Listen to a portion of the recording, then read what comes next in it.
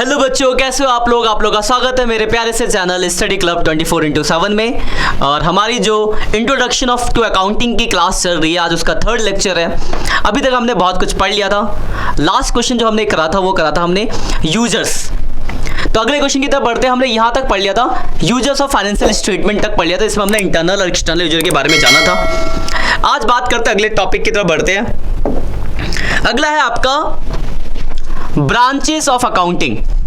Accounting की branches मतलब कौन कौन सी अकाउंटिंग है। देखो, जो आप 11th में पढ़ रहे हो आपका वो है आपका फाइनेंशियल अकाउंटिंग। आप अपना बुक बंद करके देखना तो वहां पे लिखा होगा sole proprietorship of financial accounting, double entry book keeping और फाइनेंशियल अकाउंटिंग लिखा होगा वहां पे। इसके अलावा 2 और अकाउंटिंग होती है, कॉस्ट अकाउंटिंग और एक होती है मैनेजमेंट अकाउंटिंग। तो थोड़ा सा समझ लेते हैं तीनों के बारे में। ये आपको बहुत आगे पढ़ने को मिलेगी फर्स्ट ईयर सेकंड ईयर में कॉलेज के अंदर। फाइनेंशियल अकाउंटिंग जो हम पढ़ रहे हैं, क्या हम पढ़ रहे हैं, किसी बिजनेस का सिस्टमेटिक रिकॉर्ड मेंटेन करना, बिजनेस का प्रॉफिट लॉस निकालना। तो फाइनेंशियल अकाउंटिंग का काम यही होता है, find out the profit and loss of the business and maintaining the मतलब कहते हैं systematic record of any business.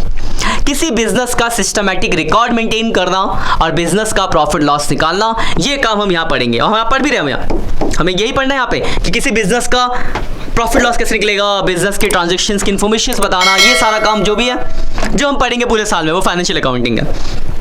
But इसके अलावा 2 और अकाउंटिंग होती है। एक है आपका कॉस्ट अकाउंटिंग। तो व्हाट इज कॉस्ट अकाउंटिंग? देखो नाम से कॉस्ट अकाउंटिंग। जैसे मेरा बिजनेस है, मान लो ये पेन बेचने का, तो पेन बेचने तक का जो भी हिसाब किताब है उससे जो भी प्रॉफिट लॉस हो वो तो मैं यहाँ पे निकाल रहा हूँ फाइनेंशियल में।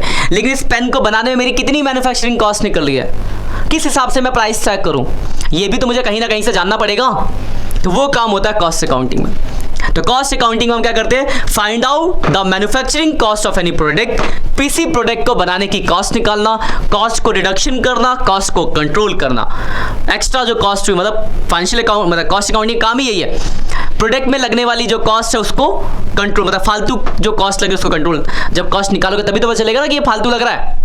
जब आप कॉस्ट निकालने गए तो देखा कि इस पेन को बनाने के लिए 3 लेबर की जरूरत है, लेकिन वहाँ पे 5 लेबर बैठे रहते हैं, 2 बैठ के फोन चला रहे हैं, बातचीत कर रहे हैं। तो आपने 2 लेबर को यहाँ नहीं रखना, उधर चल, तो 2 लेबर की कॉस्ट बच गई, तो कॉस्ट कंट्रोल हुआ, कॉस्ट रिडक्शन हुआ। ऐसा बहुत कुछ है। डिटेल जब आप कॉस्ट अकाउंटिंग पढ़ोगे तो आप बहुत अच्छे से डीप जान पाओगे। फिलहाल मोटा मोटा जानो, किसी बिजनेस का कॉस्ट मतलब find out the cost of manufacturing of product. किसी प्रोडक्ट की कॉस्टिंग जो निकाली जाती है वो किसमें निकाली जाती है, कॉस्ट अकाउंटिंग में। तो इसका पर्पस ही होता है कॉस्ट निकालना और कॉस्ट को कंट्रोल करना, कॉस्ट को रिडक्शन करना। ये काम होता है आपके कॉस्ट अकाउंटिंग का जो आप पढ़ोगे cost accounting. 3rd one is management accounting. Management जो होता है जिसका काम होता है डिसीजंस मेकिंग का।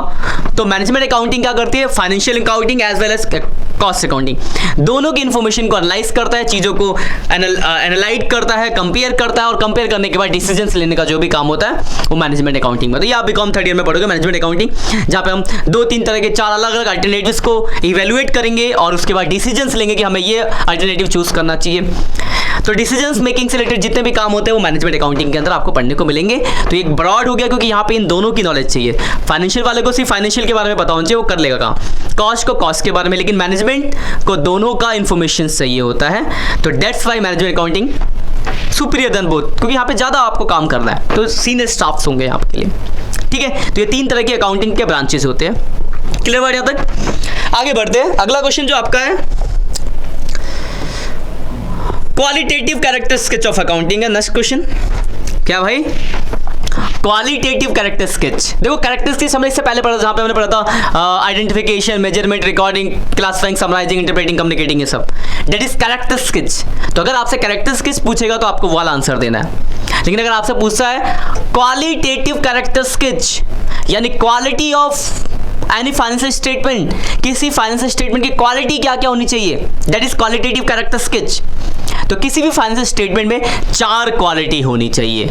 तो देखो 4 क्वालिटी कौन कौन, जैसे आप कोई सामान लेने जाते हो, जैसे मैं अगर कोई टी-शर्ट लेने गया तो मैं टी-शर्ट में देखता हूँ क्वालिटी, कपड़ा अच्छा तो है नहीं, कलर तो नहीं उतरेगा, प्राइस तो रिजनेबल है, ऐसा बहुत सारी चीज़ों पे हम उस चीज़ को इवेलुएट करते हैं, उसके बाद हम सामान खरीदते हैं। वैसे अगर फाइनेंशियल अकाउंटेंट अकाउंटिंग बना रहा है तो उसमें भी तो कुछ बातों को ध्यान रखना पड़ेगा।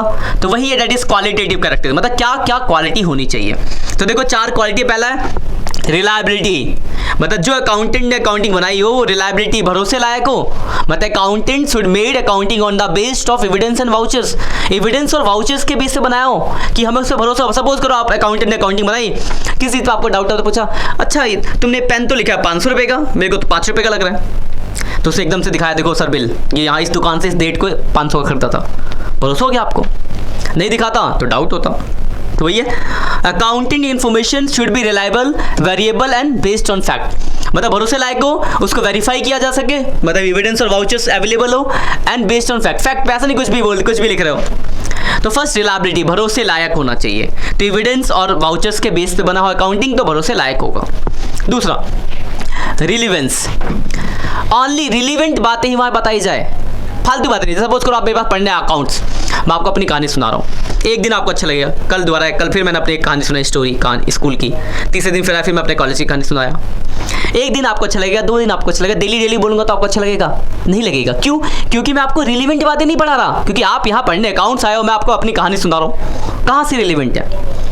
तो दूसरी जो क्वालिटी हो, only relevant information should be disclose in the book, मतलब फालतू बातें नहीं होनी चाहिए, जो काम की इन्फॉर्मेशन है, जो यूजर्स को चाहिए, वो रिलेवेंट इन्फॉर्मेशन आपके अकाउंटिंग में हो। सेकंड क्वालिटी है रिलेवेंस। तीसरा अंडरस्टैंडिबिलिटी, समझने लायक, ऐसा ना कि अकाउंटेंट ने अकाउंटिंग बना दी इतनी एडवांस की यूजर्स को समझ नहीं आ रही, यूजर्स को नहीं समझ आई तो किस काम की वो अकाउंटिंग, अकाउंटिंग जो है वो किसको प्रोवाइड करनी है? यूजर्स को। यूजर्स हमने पढ़ा था बहुत सारे यूजर्स होते हैं। तो थर्ड है कि इस बेस पे ऐसे इजी लैंग्वेज में बनी हो कि इजीली अंडरस्टैंडेबल हो यूजर्स को। देखो लिखा है, accounting information should be present in the very simple way that it is easy to understand by the users, मतलब इतनी सिंपल वे में लिखा गया हो कि यूजर्स को आपको समझ आए। जैसे मैं आपको पढ़ा रहा हूँ, आप मेरे यूजर्स हुए, मैं आपको पढ़ा रहा हूँ, आपको समझ ही नहीं रहा है, समझ में ही नहीं आ रहा, तो क्या पढ़ने आओगे? नहीं आओगे।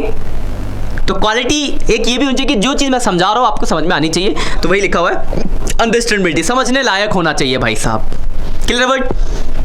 अगला कंपेरेबिलिटी, मतलब उसको कंपेयर किया जा सके, कंपेरेबिलिटी होनी चाहिए। इसमें देखो 2 वर्ड दिख रहा होगा आपको, मैं इंट्राफर्म, देखिए इंटरफर्म भी होगा, इंटरफर्म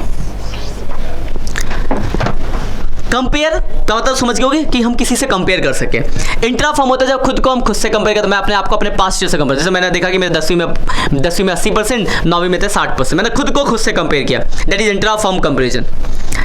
मैंने देखा कि मेरे 80 है, मेरे दोस्त के 85 है, मेरे 90 है, मेरे दोस्त के 70 है, मैंने अपने किसी दोस्त से कंपेयर किया, दैट इज इंटरफर्म। तो किसी दूसरे फर्म से अगर हम कंपेयर करते हैं दैट इज इंटरफर्म कंपैरिजन, खुद से करते हैं तो इंट्राफर्म। मतलब चौथी क्वालिटी ये भी होनी चाहिए कि हम उसको किसी दूसरे के अकाउंटिंग से, अपने कॉम्पिटिटर से कंपेयर कर सके। ये ऐसा बना, ऐसा ना हो कि हम कंपेयर ही ना कर पाए, उसका अलग हिसाब किताब, मेरा अलग हिसाब किताब चल रहा है। अकाउंटिंग तो एक ही वे होगा सबका बनने का, तो ईजिली तो ये 4 क्वालिटी होनी चाहिए।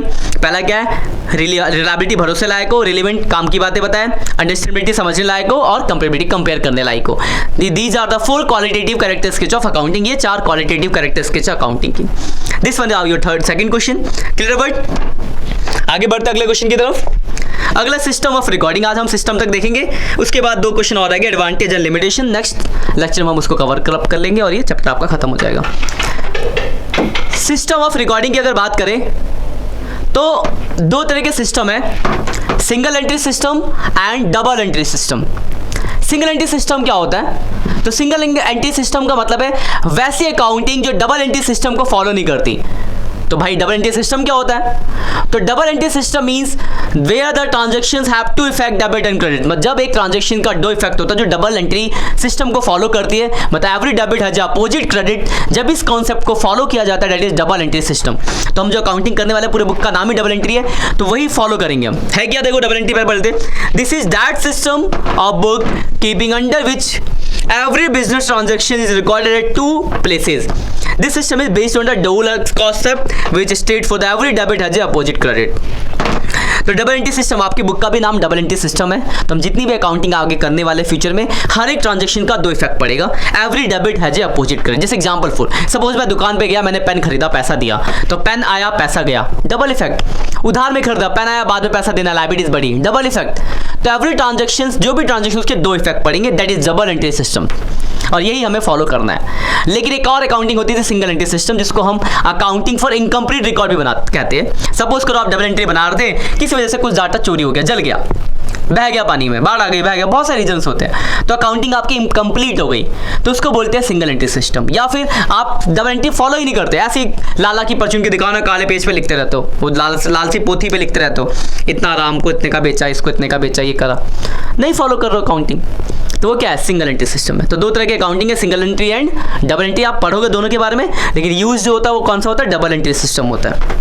ठीक है, तो आज के लिए इतना ही, मिलते हैं बाकी नेक्स्ट लेक्चर में। जब तक के लिए बाय बाय। 3 लेक्चर हो चुके, अच्छे से थ्योरी को रिवाइज करो, चीजों को समझ लो, जो भी दिक्कत होती है हम यहाँ बैठे हैं, पूछो हमसे क्वेश्चन।